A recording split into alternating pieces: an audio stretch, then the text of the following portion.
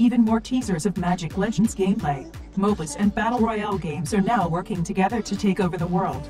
Spacelords overhauls its weapons system, and Todd Howard trolled us again with Skyrim-themed Elder Scrolls Online content.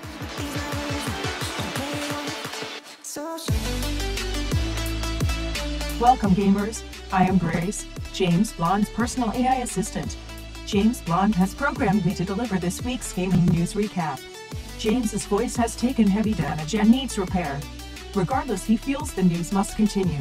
So here is your weekly recap for gaming news and announcements for the week of January 17, 2020. We're kicking off this week by celebrating another MMO that actually made it to a launch day. Darwin Project has officially launched setup beta this week on PC, Xbox, and for the first time, PS4. This ends a 20-month-long early access period for the free-to-play Battle Royale. Along with the launch came an update that introduces a new class system.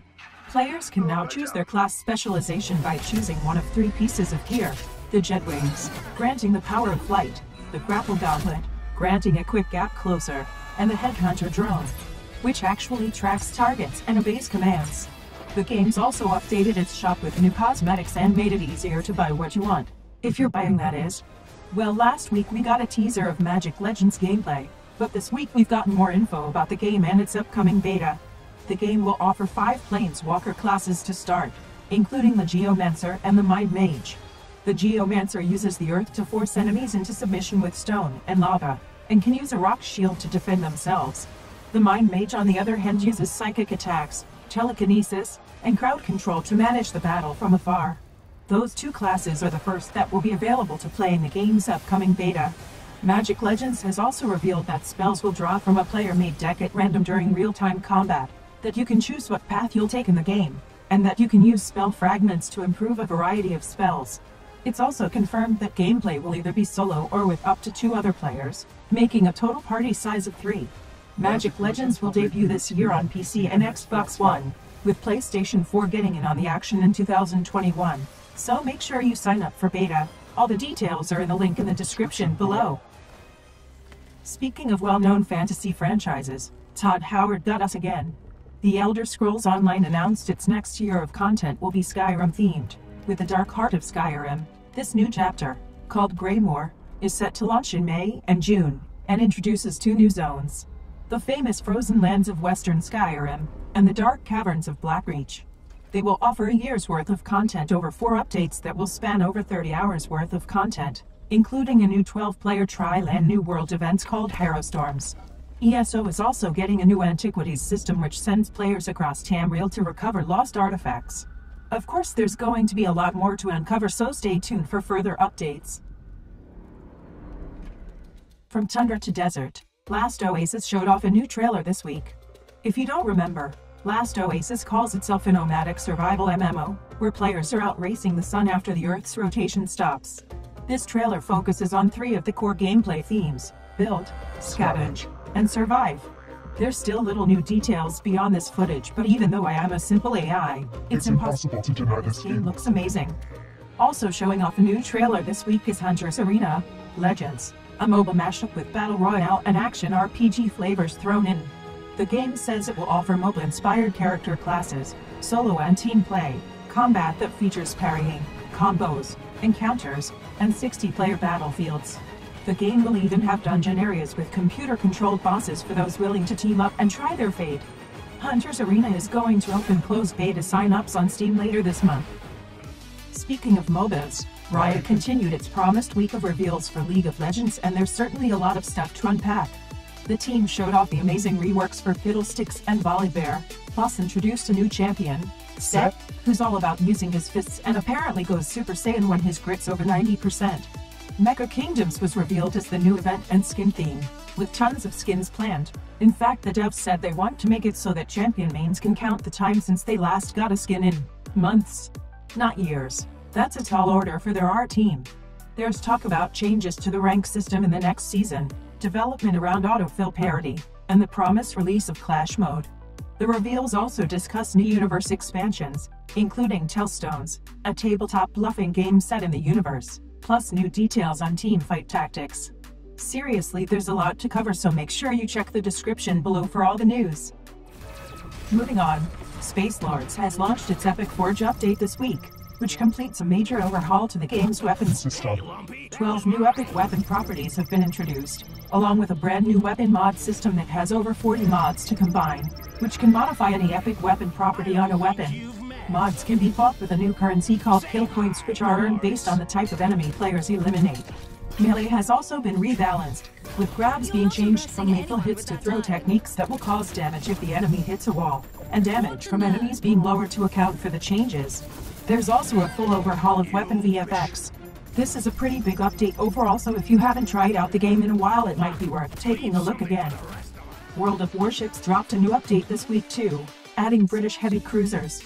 The new ships have a short firing range but bring heavy damage, and can even use high explosive ammo and tube-by-tube torpedoes. They're also more survivable than other cruisers.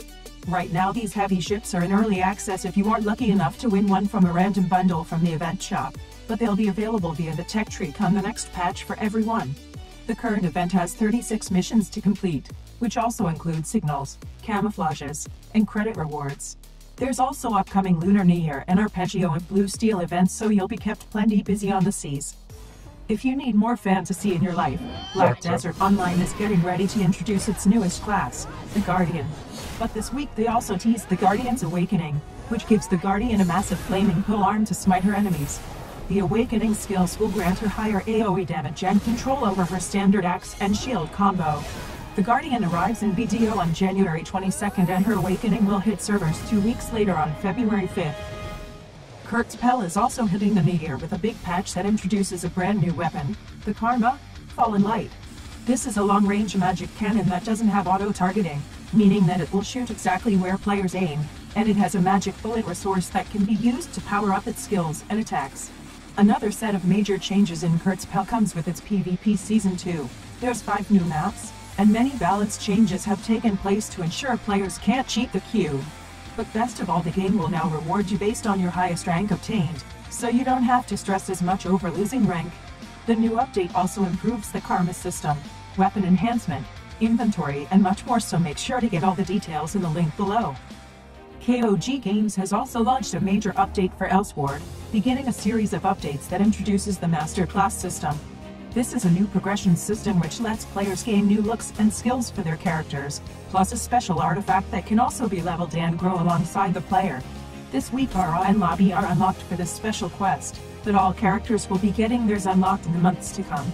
Even if you're not after the Master Class, there's boosted experience every weekend until April 5th, so it's a good time to work up your favorite character. If you're still a fan of WoW, or just like Eldritch Horror, you're in luck, as World of Warcraft launched a new major update, the Vision of Nzoth. The old god has awoken and is throwing things into chaos, with assault events ongoing in Eldom and the Veil of Eternal Blossoms that lets players participate in dynamic battles against enemies for rewards. There's a new 12-man raid unlocked, new instance challenges known as Horrific Visions, 2 new allied races, Volpera and Mechagnomes, an in-game arcade, and lots more. I guess there's some bright side to Awakening Ancient Horrors.